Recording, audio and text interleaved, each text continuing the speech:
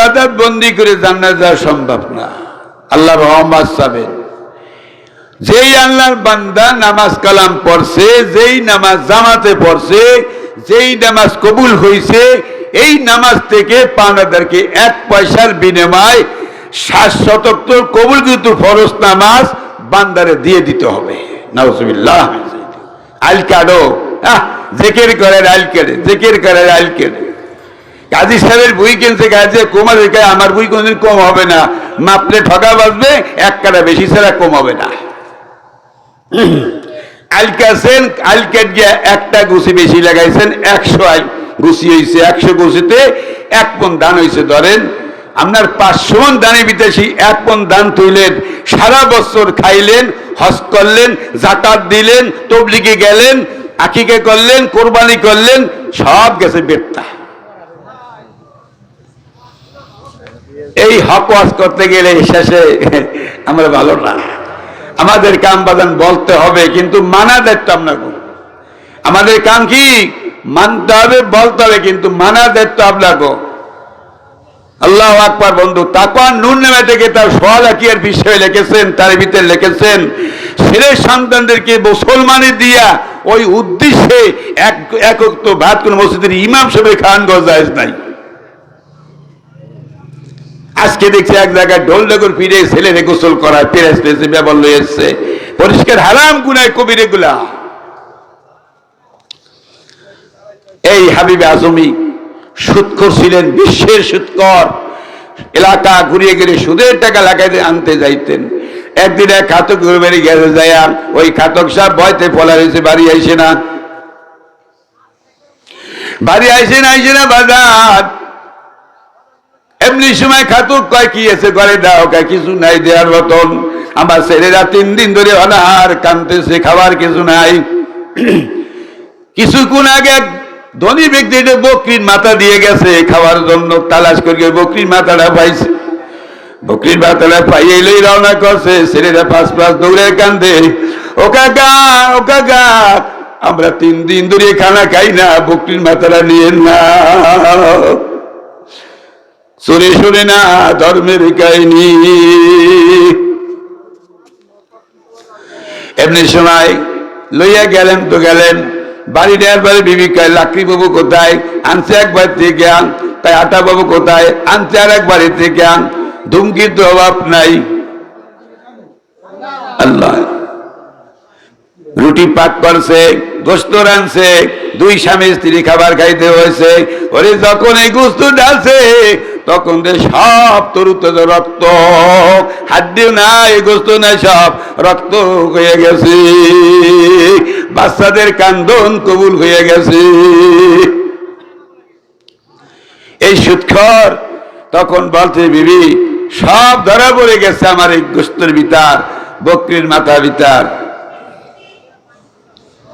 এমনি সময় সব বাদ দিয়া হাসান বসরির বাড়ি রওনা করছে তওবা পড়ার লিখে।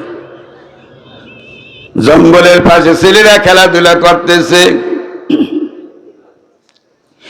এমনি সময় এক বলতেছে তোরা তাড়াতাড়ি জঙ্গলের ভিতরে ঢোক, জঙ্গলের ভিতরে ফলা কেন, ওই যে বড় সুদখোর আসতেছে, ওর গায়ের ধুলাবালি যদি আমাদের গায়ে লাগে পুষ্কিয়া শেষ হয়ে যাব। আল্লাহ আল্লাহ, কত কঠিন বাজান, সুদখোর কত কঠিন।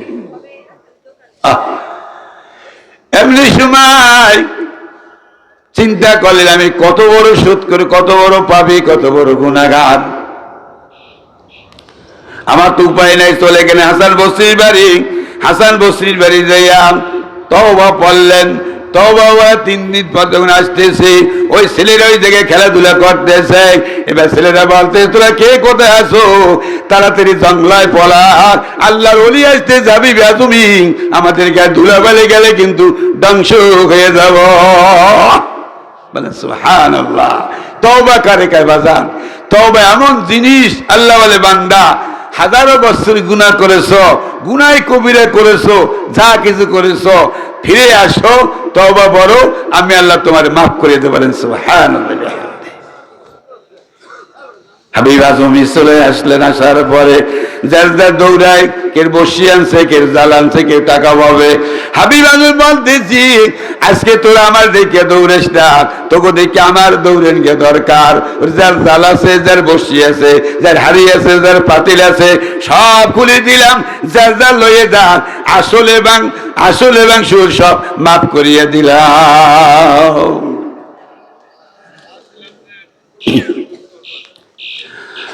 আল্লাহ বাদান আমার এমনি সময় একদিন ফজরের নামাজের অনেক আল্লাহর ওলির একসাথে হয়েছে। ফজরের নামাজ কে পড়াবে? কেউ বলতে সবকে পড়ায়, কেউ বলতে সবকে পড়াবে। এইভাবে করতে করতে গাবি আওয়াজ আসতেছে, আগামী দিন ফজরের নামাজ পড়াবে হাবিবে আজমি। বলেন সুবহানাল্লাহ। তওবা করে কে বাজান? একে বলে তওবা। এই জন্য যত গুনাহ করেন তওবা পরে ঘুমাবেন, সারাদিন ফেরেশতারা অপেক্ষা করে, আল্লাহ অপেক্ষা করে। রাখো ফেরেশতারা বান্দার গুনাহ লেখো না।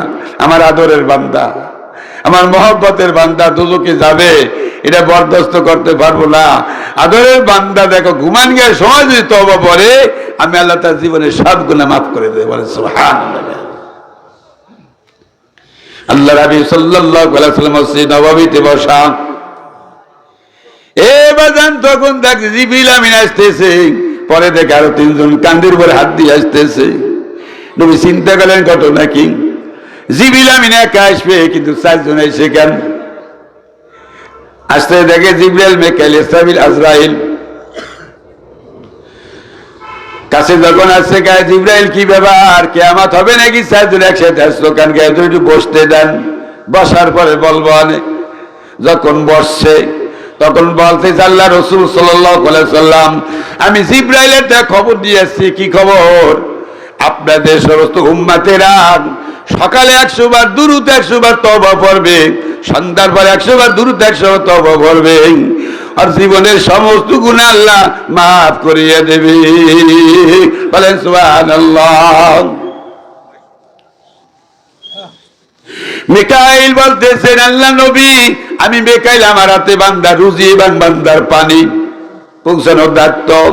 যে আল্লাহর বান্দা বান্দিরা সকাল সন্ধ্যায় তওবা পড়ে দুরূদ পাঠ করবে, কিয়ামতের ময়দান যেদিন কায়েম হবে, আপনি হাউজে কাউসারের কাছে থাকবেন, আমি তাকে কোলে করাইয়া আপনার সামনে পৌঁছাই দেব।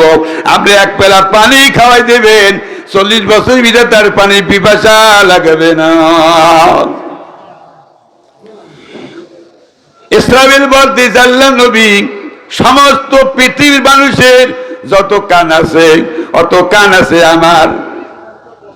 ইসরাফিল সিংহায় যখন ফুৎকার দেব, সমস্ত প্রাণীর কানে পৌঁছেই যাবে, পাগল হইয়া যাবে। কিন্তু যারা সকাল সন্ধ্যায় জিকির, সকাল সন্ধ্যায় আস্তাগফিরুল্লাহ পাঠ করবে, নবীজির পরে দুরূদ পাঠ করবে, ওই ব্যক্তির কানে আমার সিংহার আওয়াজ পৌঁছবে না।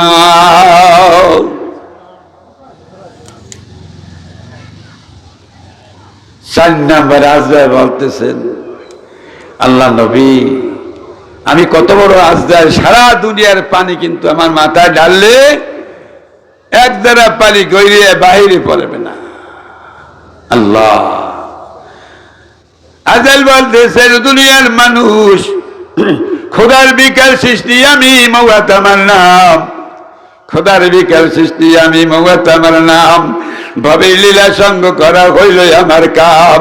পিতা মাতা হরণ করি, এতিম করি চাও, তাওলাদে হরণ করি কাদাই বাবা বাও। ভাইকে নিয়ে বোনকে কাদাই, বোনকে নিয়ে ভাই। আমার বিশাল সোয়াল হইতে রক্ষা কারো নাই। স্বামী করে বিবি কাদাই, বিবি হলে স্বামী। সময় হলে তোমার পাশে হাজির হব আমি। হাজির হবে না? অবশ্যই চলে আসবে। কেউ থাকার জায়গা নাই, থাকতে পারবো না। আজরাইল বলতেছেন, আল্লাহ নবী সাল্লাল্লাহু আলাইহি সাল্লাম, মৃত্যু বড় কঠিন জিনিস, এত কঠিন আর কঠিন কোন জায়গায় নাই। যেই আল্লাহর বান্দা বান্দিরা সকালে 100 বার দুরূদ শরীফ পাঠ করবেন, সাল্লাল্লাহু আলাইহি সাল্লাম, একবারে ছোট্ট দুরূদ আর আস্তাগফিরুল্লাহ, ছোট্ট তওবা, এই দুইটা 200 বার, আর সকালে 200, বৈকালে 200 বার, 400 বার পাঠ করবেন। আমি আজরাইল তার দানটা এমন ভাবে কবজ করব, আটা বিটা সুলতানে যেমন টাঙ্গে বাড়ি করলে আটা টের পায় না, ছিল টের পায় না, মুমিনে যান ওইভাবে আমি কবজ করো। বাজান রে আমার, সারাদিন যেটাই থাকেন না থাকেন তওবা পড়তেই থাকবেন। দোকান পারে কম বলবেন, দোকান পারে বেশি বললে কিন্তু বানান বিভিন্ন কথা হয়, ওই ফাঁকি জানটা চলিয়ে যায়, আপনার নসিবে কলেমা হইল না।